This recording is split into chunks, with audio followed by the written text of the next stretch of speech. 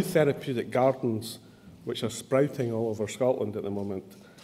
Our network is growing, and this means that there's more available skills and knowledge to the rest of the network.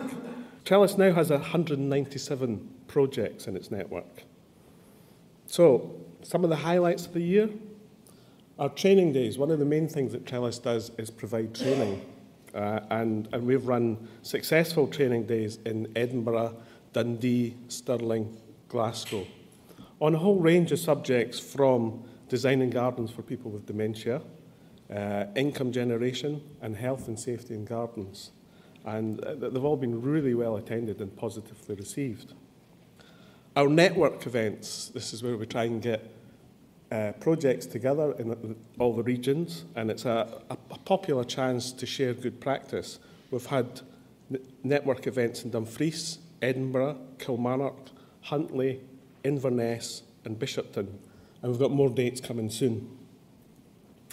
I don't know if anyone had a chance to hear a BBC radio interview back in September, which highlighted the benefits of gardening. And there was a man with dementia spoke about how working at a gardening project had helped him. His occupational therapist raised the whole issue that without the Trellis network, she wouldn't have known about the garden project to refer to him. So that's another plus for Trellis.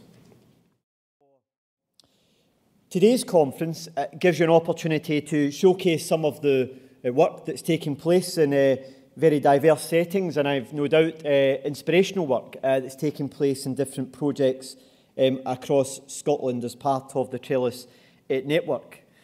But I'm also aware there is delegates. The representatives here come from a whole range of different professional backgrounds, including some occupational therapists, my former profession itself. But despite the various professional backgrounds that may be here, you all share one common bond, and that is that gardening is a way of improving people's lives. A personal introduction. Yes, I'm Director of Operations for SAMH, and I have to say there's a certain nervousness in terms of addressing a Trellis conference. I live in a 6th-floor flat in the centre of Glasgow. I have no outdoor space. I don't actually think we've even got a house plant at the moment. I'm afraid SAMH drives so much of my time that, however, I do know how to enjoy a garden, and I think that's the key thing. When I took on the role of Director of Operations, who'd have known that my life would have full of discussions of polytunnels and raised beds and plant sales, and it's such an exciting area of work. And I wonder, Alan and Fiona, if one of the challenges in all of the work that you're doing is that gardens and people who garden and love horticulture are actually drawn to the peace, the quiet, the tranquility, the experience of gardening. And actually what we need is to be able to shout about the strengths and the positives in the gardening experience, because I actually think you've got such a cost-effective model for real therapeutic change. And it's that message that we really need to put over. So what do I mean by the health and well-being effects? Well, we've heard a little bit already what people mean when they mean health and well-being, but what we're really looking at is through measured improvements or increases in certain factors, which then lead to reduced risk factors for chronic conditions, things like cardiovascular, certain cancers, diabetes, through reduced overweight and obesity, that sort of thing. Improved function, I think we talked about rehabilitation is what I mean there really. Improved symptoms in existing conditions and reduced rates of degeneration in conditions that are existing and will degenerate but actually can be checked. And these are achieved through things like quality of life.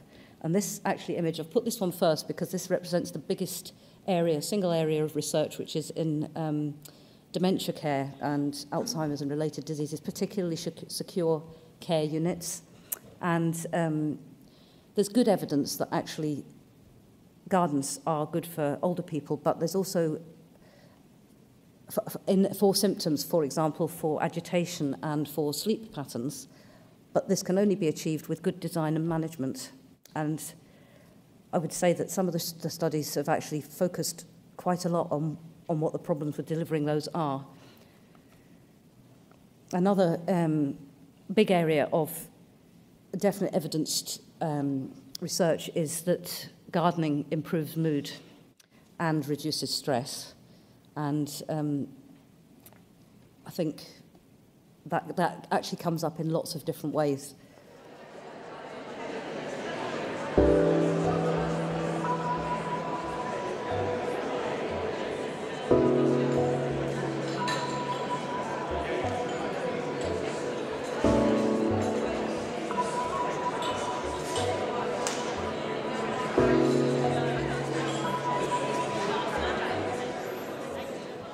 So who comes to the garden? Well, in the course of a week, we have 23 students, aged 13 to 20. They have a very wide ability range. Many are within the autistic spectrum. About half of them have no speech or very little speech. On the other hand, we have somebody who comes every day on his motorbike.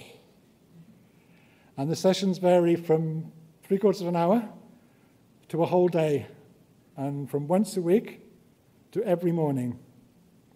And I have one part-time helper and 16 different support workers. So a very complicated weekly timetable. So why do they come to the garden? Well, it's not to learn to be gardeners, because most of our students will never attain paid employment. And as we know, there are very few gardening jobs out there. And it's trendier than it used to be, but still for most teenagers, being a gardener is not very cool. So if gardening's not cool, how do you get them to come? Well, by being in an environment that's friendly, non-pressurized, relaxed, informal, and fun, with lots of excruciatingly bad jokes. To finish, I think it's quite significant that our school has spaces in the classroom, it has spaces in the residential units, it has spaces in the craft workshops, but every year the garden is busier and busier. And I'm absolutely sure that's not down to my skill, and particularly not my bad jokes. But what it is what we've talked about already, the particular therapeutic benefits of gardening. Well, thank you.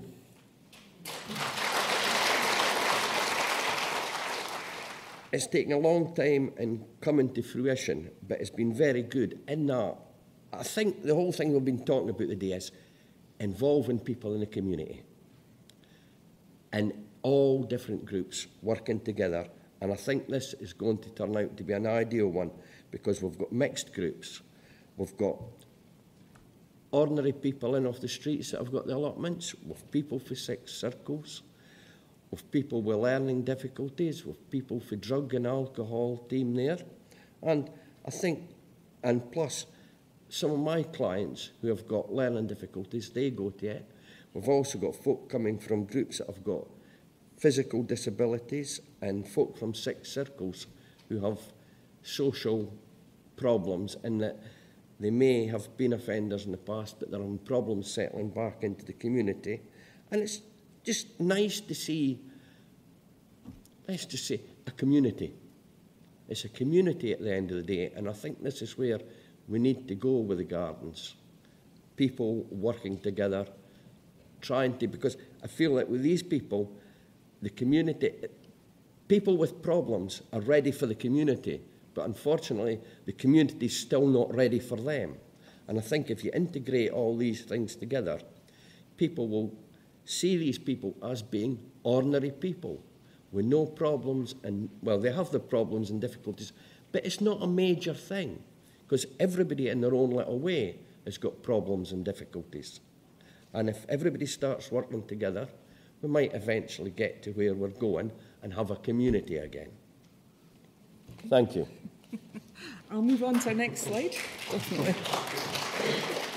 And finally, our very last slide, it's just about our future plans, that we're linking in with Perth and Kinross Council employment team for individuals who are ready to move on.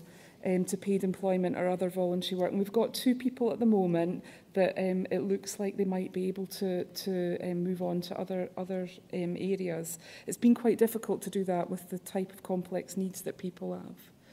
And then we're going to review our OT service because we've got service improvement work going on with the NHS Tayside with our learning disability service. And we've got a new opportunity at the moment because Jim's got a couple of new sessions freed up. So we want to look at developing further connections within the community and hopefully having as good a relationship with other services as we do with Capability Scotland and Dundee College. Okay, thank you.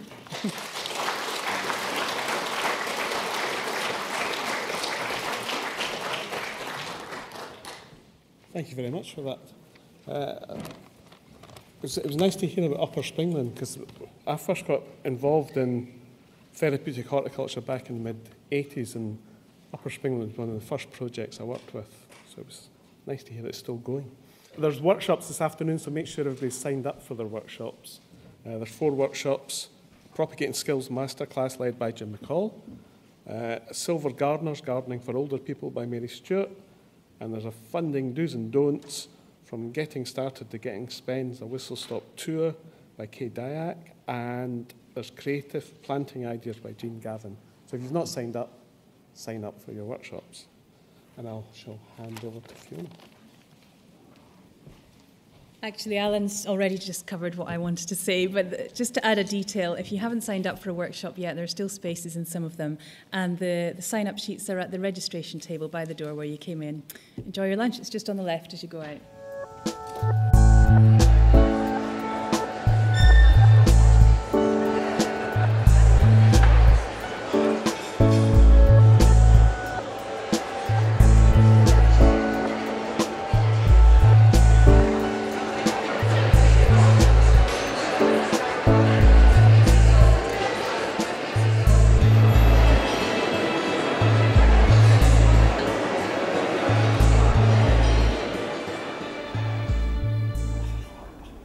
I watched a program that said that the black tomatoes were the best, they were the sweetest. Oh, really? Particularly black Cubans, which I can't find anywhere. Really? Yeah.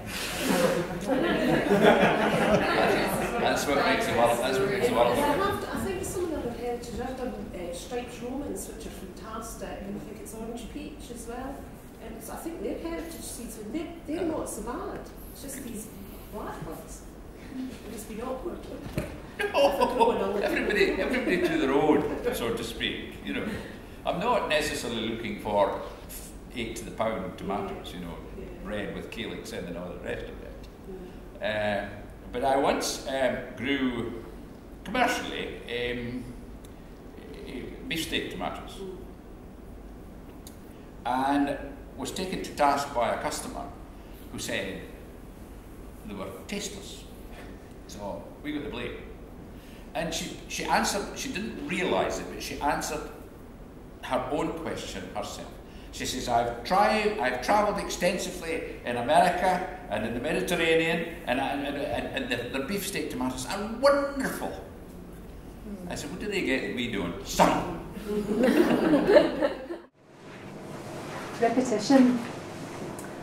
By repetition, you can repeat plants, or you can choose from a particular plant family, but select maybe different varieties within that family. That's a really good thing to do, and it is that old cliche, less is more. That's and it does give a sense of unity and harmony. It's very tempting when you go to a garden centre and you see all these plants, and if you love plants like me, you know, you come home with them and you maybe got one of this and one of that, and you put them all in a planting scheme, you think it just doesn't work. You know, you should have maybe bought 5 of something and 3 of something else, and it can actually look much better. Less is more. Repetition, I've got repetition here in this photograph because of the shape. You can see the allium heads are a sphere shape and the bulbs is cut to a sphere as well, so you don't have to just repeat the plants themselves, you can repeat the shape or the form as well, and that can give harmony to a border too. Foliage and texture.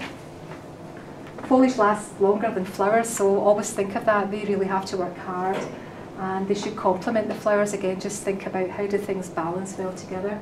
And the keynote is restraint. You know, if you don't think it works, If in doubt, take it out. It's an old cliche, it's something I use all the time. If I'm in any doubt, I won't put it in.